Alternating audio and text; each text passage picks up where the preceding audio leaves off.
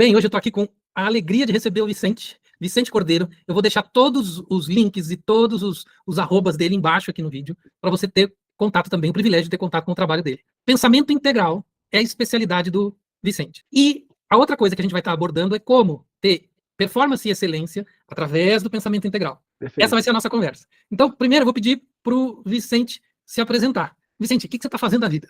Legal, cara, legal, Vitor.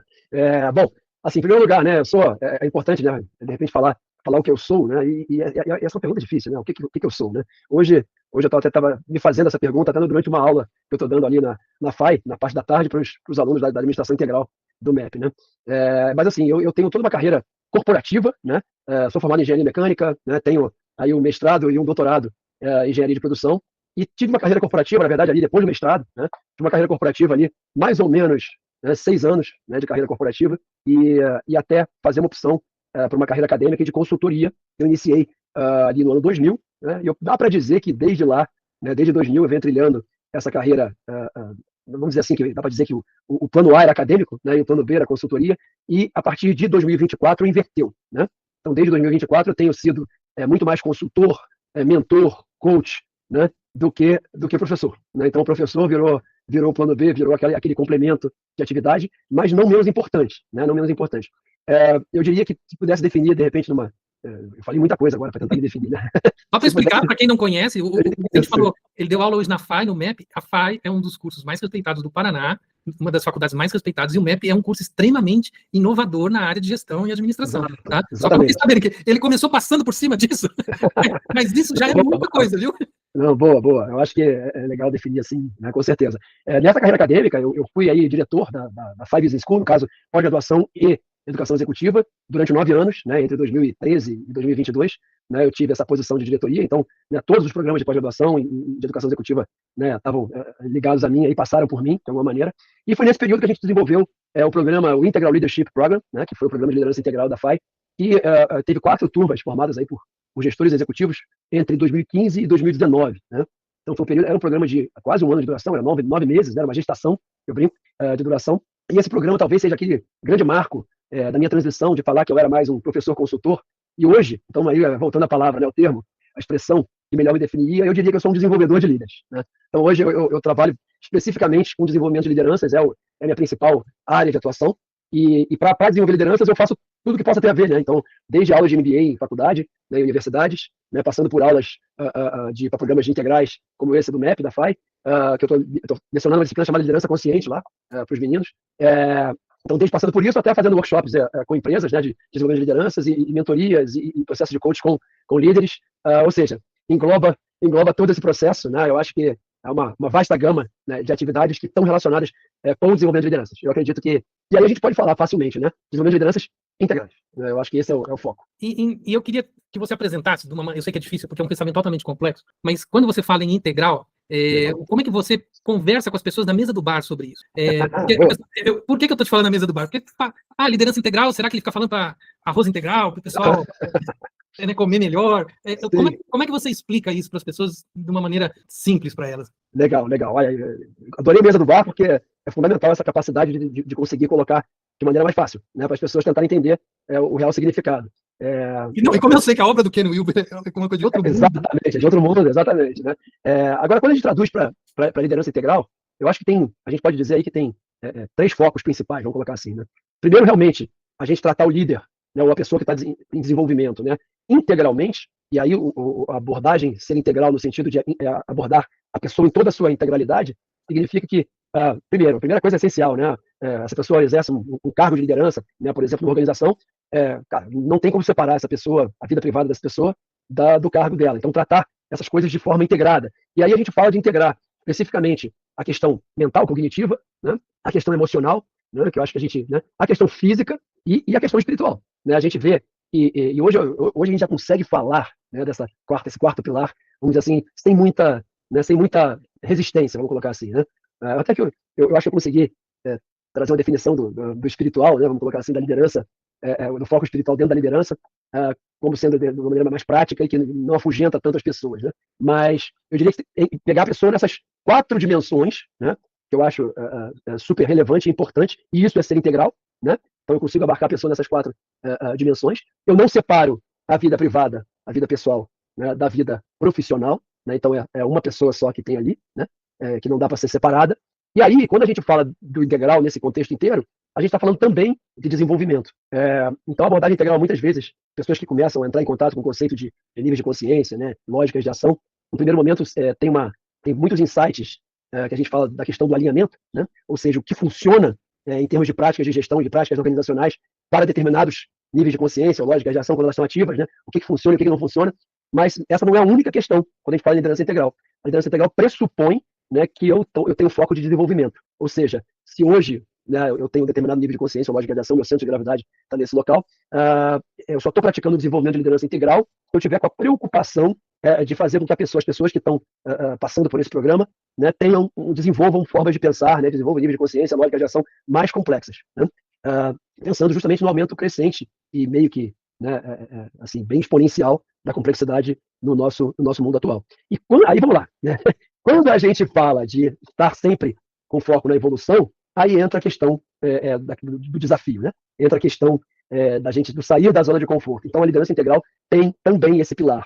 Ou seja, a liderança integral não é um lugar vamos dizer assim, de zona de conforto, né? Ele não é um lugar de manutenção de status quo, né? E ele não é um lugar, dá para dizer facilmente isso, né? Não é um lugar de conforto, do que para a maioria das pessoas isso significaria, né? Não é um lugar de conforto. Você está me falando aqui, me remete muito ao liderança, por exemplo, do Gandhi, e no set terapêutico eu vejo muito a questão da dificuldade da pessoa fazer o processo de mudança essencialmente criar novos hábitos. Porque se a pessoa diz que mudou, mas não faz nada diferente, a gente não vê que não mudou muita coisa. Então, no set terapêutico, a gente tem um trabalho muito intenso de fazer estabelecimento de novos hábitos. E tem toda uma resistência por parte da pessoa de fazer essa mudança. Como que é isso no teu enfrentamento? Legal. Excelente pergunta, né? Eu diria que a continuidade natural do que eu tinha começado a falar aqui. Vamos lá. Eu acho que a questão assim, não tem desenvolvimento sem mudança de hábitos, né? Então, assim, a única evidência, né, de que eu estou me desenvolvendo como pessoa ou como líder eu estar tendo comportamentos diferentes do que eu tinha antes, né? É a única maneira, vamos colocar assim, que eu posso dizer assim, olha, realmente houve uma transformação, houve uma evolução, houve um desenvolvimento da parte dessa pessoa. Então, a única maneira de atestar isso, de verificar isso, é com mudança comportamental, é com o desenvolvimento de novos hábitos, como você falou, né? E o que a gente vê, e aí eu acho que é super importante a gente lembrar das lógicas de ação e níveis de consciência, né?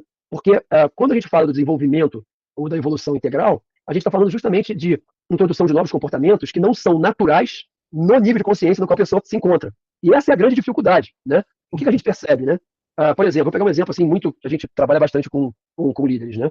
Então, assim, é muito comum, mesmo líderes já, às vezes até no segundo nível de liderança, né, que já são, por exemplo, gerentes, né? E tem, por exemplo, lideram coordenadores que lideram equipes, né? Então já tem ali, né, no segundo nível de liderança, é muito comum que essas pessoas, às vezes, tenham uma dificuldade muito grande de dar feedback, né? Então isso é muito frequente, aparece bastante na nossa prática do dia a dia. E aí, em geral, as pessoas pensam logo assim, pô, faz um curso de feedback, né? Faz um workshop lá de técnicas de feedback, então lê um livro legal sobre feedback, né? Então vai lá e lê o Radical Candor, né? Ou lê um livro, né? Um outro livro que trabalhe os aspectos relacionados ao feedback, e pronto, né? E você vai ler e vai praticar, e mudou o comportamento, vai conseguir mudar o comportamento. Vamos lá. O que acontece, né? Pode ser que essa pessoa efetivamente não conseguia dar feedback pela falta da técnica. Pode ser, tá certo? Mas eu vou dizer assim, com 95 chances em 100, né, de que se esse cara estava ocupando um cargo de gerência, tá? Ele não é o caso dele, não era falta de técnica, ok? Ou seja, se ele está ocupando um cargo de gerência, uma empresa, né, minimamente estruturada, ele já teve acesso a treinamentos, né? Ele já teve acesso a processos de desenvolvimento que, de alguma maneira, municiaram ele com as técnicas, né? E ele já tentou mudar esse comportamento diversas vezes e não conseguiu. Então, é muito comum aquela coisa assim, o cara sai animadão do workshop, né? E aí ele vai lá e fala, pô, amanhã então começa a praticar o feedback novo que eu aprendi no workshop, né? E aí ele vai lá e no outro dia ele já vai fazer um feedback, né, one-on-one com o liderado dele, né? E começa a praticar e vai lá e vai assertivamente. E durante aquela sessão de feedback ele experimenta diversos momentos de emoções e sensações bastante desagradáveis, né? E aí ele tenta repetir aquele no dia seguinte, e aí no terceiro dia ele já tem muitas reuniões, aí não consegue fazer com ninguém, aí de repente no quarto dia ele remarca, porque tem uma outra questão importante, o resultado, né? Ele acaba não praticando, né? Justamente porque às vezes que ele tentou praticar e colocar em prática, ele sentiu muita dificuldade, sentiu emoções perturbadoras durante a tentativa, e ele acaba desistindo, né? E aí ele vai fazer outras tentativas. de fazer a mudança, e normalmente ele já tentou mais de uma vez, né? Por isso que eu falo, normalmente gerentes, né, que estão atrás disso já tentaram mais de uma vez, né, e não conseguiram. Isso é um sintoma de quê? É um sintoma de que ele não tem disponível o nível de consciência ou a lógica de ação necessária para esse feedback, ok? Ou seja, para dar esse feedback dessa maneira assertiva, com uma boa escuta, ao mesmo tempo uma boa escuta, mas ao mesmo tempo indo direto ao ponto, né? Então pontuando qual questão comportamental que deve ser melhorada no liderado, né? Ele não tem ainda a lógica de ação para fazer aquilo, né? Ou seja, ele precisa desenvolver a lógica de ação, uma nova lógica de ação. E o maior sintoma de que ele precisa desenvolver é justamente essa dificuldade que ele tem de implementação. Essa dificuldade que ele tem de implementação é aquilo que a gente chama de imunidade à mudança, né? Ou seja, ele tem anticorpos contra o feedback efetivo. E esses anticorpos que ele tem contra o feedback efetivo, nada menos, nada mais né, do que na prática, né, pura e simplesmente, né, uma defesa, né, do organismo, do ser integral dele, né, em relação, primeiro, a uma prática que ele sempre teve, de alguma maneira, fez ele chegar onde chegou. Ele nunca deu essa porcaria desse feedback assertivo. Hoje é gerente de uma empresa grande e tal, né, então, de alguma forma, né, ele quer preservar né, aquela coisa que trouxe ele até ali, de alguma maneira. A gente encontra muito isso, né? Então, gestores percebendo e realmente se conscientizando de que, olha, cara, o fato de eu nunca ter dado esse feedback assertivo foi um dos motivos que me fez chegar até onde eu tô. Né? Mas, ao mesmo tempo, a gente faz essa pessoa se considerar o seguinte, tá, fez você chegar até aí, mas não vai te levar para o próximo passo. Né? Então, isso é muito importante, né? A pessoa perceber que, ok, meu jeito atual de lidar com essa situação, a minha versão atual, né, de feedback, ela me fez chegar até aqui, mas ela está me impedindo de dar meu próximo passo, por exemplo, ser um possível gerente geral, né, ou assumir um cargo de direção, por exemplo, pensando numa corporação. Então, isso significa que tem que desenvolver uma nova lógica de ação para conseguir viabilizar a nova forma de feedback. E como é que a gente faz para que ele consiga superar essas imunidades, ou seja, esse ataque dos anticorpos, né, comportamentais dele, né, que impedem ele de fazer a mudança? O primeiro passo é a conscientização. Ele tem que perceber que toda vez que ele pisa no acelerador para tentar mudar o comportamento, né, toda vez que ele faz isso, o subconsciente dele dispara lá os anticorpos emocionais, né? Ou seja, aí vai o acelerador racional, preciso dar feedback assertivo, porque eu tenho que melhorar, eu tenho que, né, ser um candidato à sucessão do meu diretor, mas, né, e aí vem o freio, né, o freio emocional dizendo, putz, isso é perigoso, né, opa, né, feedback assertivo não é legal, feedback assertivo tem muitos riscos, eu tenho medo de feedback assertivo, ok? Então, identificar quais são essas imunidades. Então, a gente trabalha com o método lá do Keegan, né, de mapeamento de imunidade, em que a gente justamente mapeia quais são, primeiro, a gente mapeia o comportamento que a pessoa quer desenvolver, a gente chama da versão, a nova versão, minha nova versão, o comportamento que essa pessoa tem hoje, que é a versão atual dela, o comportamento atual dela, e aí a gente questiona, né, esse líder, em geral a gente questiona e provoca ele, vem cá, né, de que você tem receio, o que de pior pode acontecer se você se comportar como uma nova versão aí, ou se ele tiver dificuldade de pensar assim, o que você tem medo que aconteça se você se comportar ao contrário da sua versão atual? Né? E, ele listou vários comportamentos lá, né? Então, por exemplo, né, eu dou muitas voltas para chegar ao assunto do feedback, né? Então, e por aí vai. Então, ok. Então, se você não der muitas voltas e foi direto ao ponto, então a gente vai lá e faz a pessoa imaginar primeiro isso. E ao imaginar essa situação, ela começa a pensar, putz, cara, o que pode acontecer?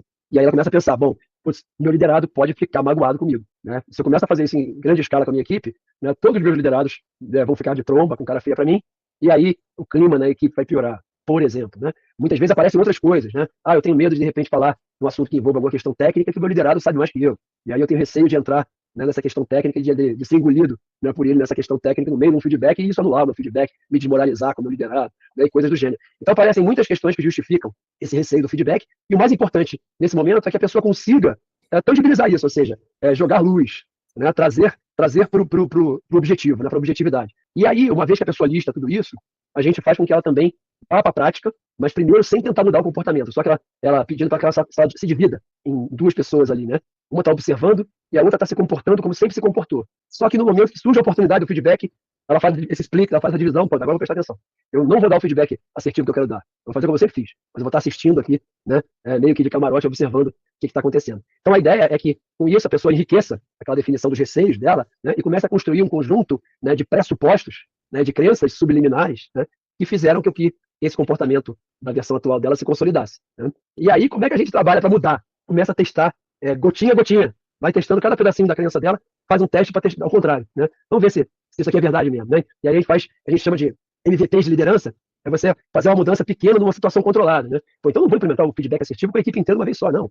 Né? Eu vou fazer o seguinte, eu vou pegar ali, tem um projetinho lá que aqueles 2 PM da minha equipe estão fazendo. Vou pegar aquele projetinho e só no âmbito daquele projeto eu vou dar feedbacks mais assertivos só para eles dois. E aí eu vou até avisar, por exemplo, né, uma outra pessoa, né, que trabalha com a gente também na equipe, vou avisar, olha, eu estou fazendo um teste aqui, você acompanha para me dizer como é que eles estão reagindo, né, como é que está sendo a percepção, como é que é a sua percepção do desempenho, do engajamento deles, como é que está a sua percepção. Então é dessa maneira que a gente costuma trabalhar, né, para tentar fazer essa virada de chave. E assim, O que eu tenho que conseguir fazer é derrubar a crença que está impedindo a mudança. A crença que está jogando os anticorpos, né? Na hora que a pessoa começa a implementar um novo comportamento, joga aqueles anticorpos todos lá para frear essa mudança de comportamento, né? Que é o que acontece na maior parte das vezes. Vicente, eu vejo muito claro aí quase um processo educacional aí nessa explicação. Aí eu vou te jogar na fogueira agora. Nossos últimos anos, o sistema educacional teve uma tendência muito inclusiva, no sentido de vamos dar medalha para todo mundo. Né? Vamos abraçar o último colocado e cruzar a linha de chegada com ele. Eu tô te provocando porque eu sei que você é esportista, você é competitivo e tal. Eu quero trazer esse teu lado, trazer esse questionamento sobre esse processo educacional inclusivo e te trazer essa questão. Hoje, o modelo de gestão e de eficiência é o chinês, não tem como competir com o sistema de produção industrial, um sistema educacional extremamente competitivo, onde se forma milhões de engenheiros por ano, extremamente inteligentes e competentes. O mundo não sabe, eles estudam Shakespeare no vestibular. Inglês. O nível do inglês exige conhecimento de Shakespeare. A educação é integral. E aí nós vamos para o modelo de gestão que está trabalhando num nível de educacional que nós não conhecemos, né? A nossa educação não é integral. Então, assim, como que você se depara, saindo deste modelo Brasil inclusivo, meio período, e o mundo já está em PhD de biologia, química, engenharia, estudo integral, altíssima competitividade. Como é que faz esse movimento, meu amigo? Então, vamos lá. Eu acho que a gente tem que, em primeiro lugar, né? Eu acho que é super importante colocar uma questão sobre até o ambiente em que isso funciona, né? Eu acho que isso é muito importante, né? Quando a gente fala de estar desafiando, né? Tá colocando esses desafios de mudança de comportamento, é super importante que esse ambiente, e aí quando a gente fala do integral, né? Da questão da integralidade, é fundamental que essa pessoa, por exemplo, esse líder, que está sendo submetido a um desafio, a gente chama de desafio perfeito, né? Que a gente está dando um desafio perfeito para ele, é super importante que essa pessoa tenha apoio, né? Então, e a primeira coisa fundamental, né? Que essa pessoa tenha um ambiente de segurança psicológica, né? No qual ela possa, por exemplo, dizer assim, cara, não estou conseguindo, ou não, está me faltando uma habilidade aqui, né? E assim por diante. A mente dualista ocidental, ela adora os polos, né? Ela adora os polos. Então, o que tem acontecido muito com aqueles formadores de opinião da nossa educação? Eu não estou falando só do Brasil, né? Estou falando do Ocidente como um todo, né? O que a gente tem visto muito acontecer? As empresas viraram máquina de moer gente, né? Na década de 90 para 2000, as empresas viraram máquina de moer gente, burnout para tudo que é lado, todo mundo estressado. Então, a gente tem agora que trabalhar segurança psicológica, né? A gente tem que trabalhar toda a questão do ambiente de segurança no trabalho, de uma maneira geral. E aí, vamos lá. Acaba com todas essas coisas, essas metas rigorosas, desafiadoras, essas coisas todas, e vamos botar a segurança psicológica. Esse é o problema, né?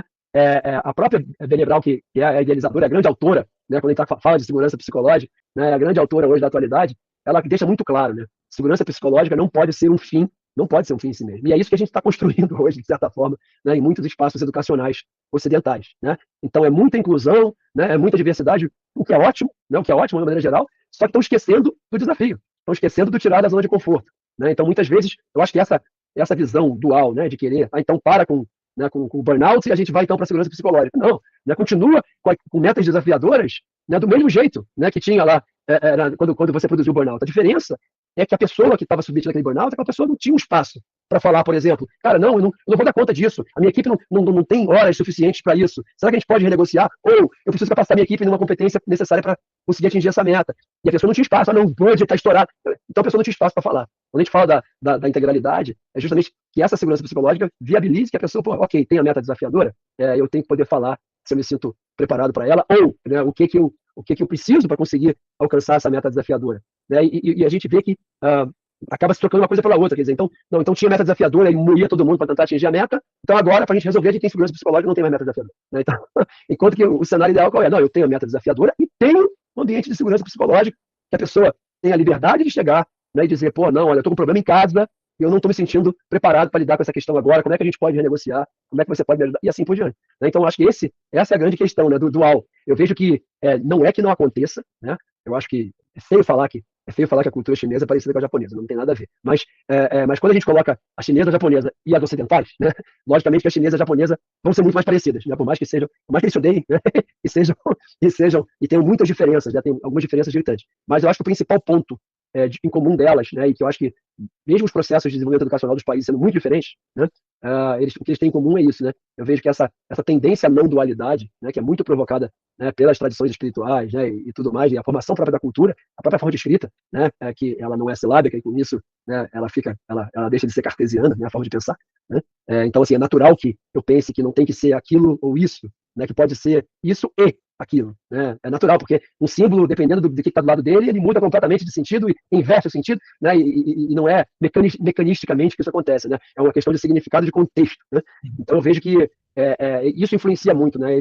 Eu vejo que o oriental tem muito mais facilidade, né, de lidar com essas questões do e, né? Então, assim, a gente tem que ser, sim, desafiador, rigoroso, mas a gente pode proporcionar um ambiente em que as pessoas também se sintam seguras psicologicamente. E a gente vê, por exemplo, todo o movimento da qualidade total e do Lean no Japão, o fundamento principal no qual isso se baseava é que, pô, cara, se você viu um erro ou você cometeu um erro, cara, levanta a mão. Agora, olha a dificuldade de implementar isso no Ocidente, né?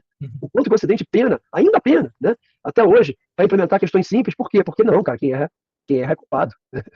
Então, assim, você me trouxe um insight interessante, que se a gente for pensar em sistemas de produção, a gente vai falar de Lean, vai falar de Kaizen, vai falar de Kanban, vai falar... São sistemas que afetam... Exatamente. E aí as pessoas, muitas vezes, as empresas até leem como sistemas, como técnicas, né? Leem como técnicas e aí não conseguem tirar tudo que aquela abordagem pode fornecer, porque leem como técnica, vem de maneira restrita, e não como fatores de mudança mesmo cultural, né? De mudança cultural, de forma de pensar mesmo a respeito. Eu vejo que hoje o Ocidente vive um momento de acentuar, em que se acentua, né, algumas lógicas de ação que já estavam enfraquecidas, né? Acabaram se fortalecendo com toda essa questão da polarização. A pandemia veio para colaborar, e é interessante que é muito engraçado que muitos que falam da polarização não se percebem que estão num dos polos, né? Eu acho isso é muito interessante. Eu vejo, por exemplo, uma das maiores causas da polarização durante a pandemia e do fortalecimento dela, por exemplo, e do próprio fortalecimento até de movimentos anti-vax, por exemplo, que é uma loucura, né, e que hoje estão crescendo de maneira exponencial nos Estados Unidos. Então você vê, por exemplo, sarampo, né, acontecendo nos Estados Unidos, né, vários casos, né, depois de décadas, né, sem um caso, a ponto de um Estado proibir vacinação, né? Exatamente. E aí você vai ver que, no fundo, a pandemia foi um momento em que muitas pessoas atacaram aqueles que tinham uma resistência à vacina, a resistência ao isolamento, atacaram com fundamentalismo científico, né? Então, assim, você ataca com fundamentalismo científico. Então, você ouvia coisas assim, não, porque eu tenho que deixar a vacina, as pessoas aceitarem a vacina, eu digo que nada mais que possa fortalecer a pessoa contra o vírus, funciona. Então, eu elimino todas as outras coisas. Então, por exemplo, a gente ouviu coisas como, por exemplo, vitamina D não funciona. E sim, gente, se a pessoa tem carência de vitamina D, cara, ela é uma porta aberta para os vírus, né? Seja esse vírus qualquer que ele seja, né? Então a gente ouvia esses absurdos, não, publicação de vitamina D não é efetiva contra o Covid. Mas por quê? Porque o cara queria dizer o seguinte, ó, não tome vitamina D para tomar vacina. Agora, por que o cara não foi tomar vitamina D e a vacina? Né? Então, assim, foi um ataque maciço de fundamentalismo científico que gerou uma reação cada vez maior do outro lado, né? De um lado, né, não científico, né? Um lado totalmente medieval, né? E que está ressurgindo com força. Mas o engraçado é que muitas vezes pessoas que estão nesse extremo do espectro não conseguem se enxergar lá. Né? Aí fala, pô, a polarização está fortalecendo, aí eles só apontam no outro lado do polo. Eles não conseguem ver que eles estão também no lado do polo, porque eles também são ou. Né? Para eles também é ou. Não tem comportamento que pode evitar o vírus. Né? A única coisa é você se isolar. O isolado é uma vacina. Né? Então não tem nada, nenhuma outra questão, não tem vitamina, não tem nada. Fortalecer o sistema imunológico não ajuda. O único jeito é tomar vacina. Então, esse tipo de situação acaba gravando, né, em geral, piora os resultados, é o que a gente vê de uma maneira geral. Né? Então você acaba piorando os resultados e não resolve o problema. Né? É que eu digo assim, né? E aí a gente entra naquelas discussões do tipo, né, o que você quer, né? Ter razão ou resolver o problema? Aquela velha história, né, que a gente entra. Deixa eu fazer uma pergunta para encerrar aqui. Eu sei que você tem um compromisso também e eu não quero... essa conexão Oriente e Ocidente que você fez, tem a ver com o que eu vou falar agora, tem a ver com a pergunta que eu vou fazer. A Mizuno inspirou a criação da Adidas. E a Nike inicia sendo uma distribuidora da ASICS Tiger. Olha só. Você vê que as grandes marcas, né, de artigos esportivos, elas se inspiraram em marcas do Japão, né? Do Japão, né? Foram beber lá na sabedoria. Então, essa busca essa integração que acontece aos nossos olhos e que às vezes a gente não vê, eu sei que você também usa a prática esportiva para fazer essa integração do seu ser. Então, para encerrar, eu queria que você contasse como é que você faz isso, sua prática esportiva, como é que está isso, e que você motive as pessoas a seguirem você como exemplo também. Legal. Então, assim, eu acho legal, e quando você fala em motivar, né, eu sigo o que eu prego, né? Então, assim, esse é um fundamento que eu não posso jamais abrir mão, né? Então, assim, se eu estou pregando tudo isso, né, essa integração corpo, mente, né, emoções, espírito, né, corpo, mente, coração, espírito, né? Se eu estou, de alguma maneira, pregando isso, eu também tenho que estar fazendo isso, né? Então, assim, né, para que todos saibam, né, o Vitor foi meu professor de yoga, de meditação, né, né, um grande mestre aí nessas duas disciplinas aí, e assim, e eu até hoje tenho uma prática de yoga, que é uma prática hoje, vamos dizer assim, de manutenção de complemento de atividades, né, eu costumo fazer uma sessão, né, de uma hora e pouco, uma vez por semana, né, então é fundamental para mim. Agora, todas as sessões, por exemplo, de musculação que eu faço musculação 2 vezes por semana, todas as sessões de musculação que eu faço começam com alguns asanas, principalmente instalação só, e terminam com asanas para o alongamento, né. Então eu tenho a prática de musculação, e a minha prática principal é a natação, né, o meu esporte principal. Hoje eu também pratico surf, mas o surf, como eu moro em Curitiba, né, o surf é algo... exatamente, o surf é algo para os fins de semana, quando dá, né, e para as férias, então, logicamente que não é uma coisa do meu dia a dia. Então é a natação, e eu uso tudo isso no meu dia a dia. Eu vejo que, mais do que nunca hoje, eu vejo que ter uma prática esportiva, e eu compito, né, eu sou competidor master, eu sou, né, campeão estadual de natação, já fui campeão sul-brasileiro, né, já fui pódio em campeonato brasileiro, então assim, eu tenho uma prática que é uma natação competitiva mesmo, e aí, veja, e tudo é focado, né, toda a minha prática de musculação, de yoga, né, de alguma maneira, ela está focada em aumentar meu desempenho na natação, né, então a minha performance na natação. E eu hoje compito, por exemplo, com alguns atletas que nunca pararam de nadar, né, que foram atletas profissionais, por exemplo, nunca pararam de nadar, outros que não chegaram a ser profissionais, mas nadaram até 21 anos de idade, enquanto que eu nadei competitivamente só até os 13, né, e aí voltei aos 46, né. Então, assim, mas o interessante que eu digo que é fundamental, né, para mim foi fundamental eu ter a questão da competição, né, para gerar a disciplina, né. Então, assim, hoje eu tenho, por exemplo, indicadores, já falando de indicadores, né, então VO2 máximo, né, percentual de gordura no corpo. Hoje eu tenho indicadores melhores do que eu tinha aos 30 anos, né. Então, hoje estou com 56 anos, né, todos esses indicadores meus são melhores do que aos 30 anos, né. Então, é uma medida que eu acho que é legal, né, que serve de referência a mostrar assim, o quanto que essa prática toda consegue agregar, né, no meu corpo, né, no meu físico, e logicamente, né, ajuda demais, né, emoções, né, ajuda demais e tudo isso. Eu tenho uma prática, a gente falou muito da imunidade e mudança, de você fazer esse trabalho de reconhecimento das crenças que te impedem de mudar. Eu já usei isso, inclusive, na natação. Eu tinha um bloqueio enorme com as ondulações, né, da saída e das viradas, e eu descobri que eu não conseguia fazer na hora que eu fazia no treino, e não conseguia fazer na hora da prova, né. E aí eu descobri que eu não acreditava que aquilo era mais rápido. Esse era o problema, né. Eu tinha uma crença limitante fundamental que dizia o seguinte: não, é mais rápido você sair logo debaixo da água e nadar, e começar a nadar rápido, né. Então, como eu não acreditava, no fundo, por mais que todo atleta faça, eu pensava assim: não, a minha ondulação é muito ruim e ela vai fazer eu ser pior. E aí o que eu fiz? Minha imunidade e mudança, um desafio perfeito. Eu fiz apliquei aquilo ali em testes mesmo para ver a diferença, né, de distância percorrida, tempo, né, indo por baixo do água e tal, até para conseguir mudar e conseguir fazer a mudança. Hoje eu acredito. Hoje eu consegui mudar porque eu acredito, né, que vale a pena, né, fazer as ondulações, tanto depois da saída quanto nas viradas. Então, mais um exemplo dessa incorporação, né, de tudo que eu faço, tanto na prática esportiva e vice-versa, né. Eu acho que, né, o esporte, eu ter a competição e a disciplina me ajudam muito no meu trabalho, né, em ter a disciplina do trabalho, né, ao mesmo tempo. As pessoas pensam assim: pô, mas é coisa demais que fica no dia a dia. Fica, mas é aquela coisa, né, quer né, resolver um problema, dá um problema para alguém que tem muita coisa, né, não vai dar para alguém que tem muito tempo sobre, né, e é bem isso. Eu acho que, de uma maneira geral, é super importante. E aí eu queria chegar, né, falei do yoga, eu falei da meditação, né, e aí eu queria chegar na meditação. A gente usa hoje, como desenvolvimento de lideranças, a gente usa explicitamente a prática da meditação, né, como uma ferramenta de desenvolvimento de liderança. Né, então, do mesmo jeito que a gente, né, que eu uso em mim como, né, o desenvolvimento de líder, ou, né, como líder, ou como atleta mesmo, né. Então, a meditação, além de todos os benefícios clínicos, né, mais do que comprovados, né, hoje pela ciência, além de todos os benefícios, a meditação tem uma propriedade, ela gera na gente uma capacidade, eu digo que é fundamental em qualquer desafio, né, seja ele um desafio esportivo, seja ele um desafio profissional, um desafio como líder. É uma capacidade que é fundamental. É a capacidade de objetivar as coisas, né, de se distanciar dos nossos sentimentos, das nossas emoções, e eventualmente conseguir, inclusive, observar nosso comportamento de maneira reflexiva, né, de maneira, vamos dizer assim, mais objetiva, né, isento de ruídos, né, isento de perturbações. Então, eu acho que essa capacidade é muito interessante, porque todos os autores da psicologia desenvolvimentista, né, que baseia a abordagem da imunidade e mudança, todos os autores dizem que o processo de desenvolvimento é tornar aquilo que é subjetivo objetivo. Ou seja, quando você tornou, né, todas as suas crenças, né, todos os seus pressupostos, todo aquele teu conjunto, né, de compromissos ocultos, né, quando você torna todos eles tangíveis, né, visíveis e percebíveis por você, né, na verdade você já criou outros ocultos. Né? Na verdade, você já está atuando em um outro ambiente, né, com crenças ocultas, no qual aquelas ali passaram a ser tangíveis. Né? São objetivos para você, e você consegue perceber quando você vai cair no jogo delas. Né? Então, eu digo que é fundamental no processo de desenvolvimento, seja ele qual for, e de mudança de comportamento, de aumento de desempenho, seja ele qual for, seja como um profissional técnico, engenheiro, né, um programador, seja um profissional, um líder, né, que trabalha com pessoas, com engajamento, com motivação, com desenvolvimento de pessoas, né, ou seja um esportista. Né? Em qualquer um dos casos, a meditação tem essa potência, né?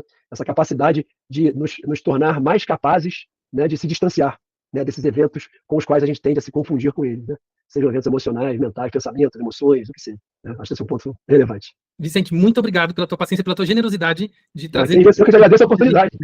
A gente está se falando aí até uma próxima. Beleza, até a próxima aí.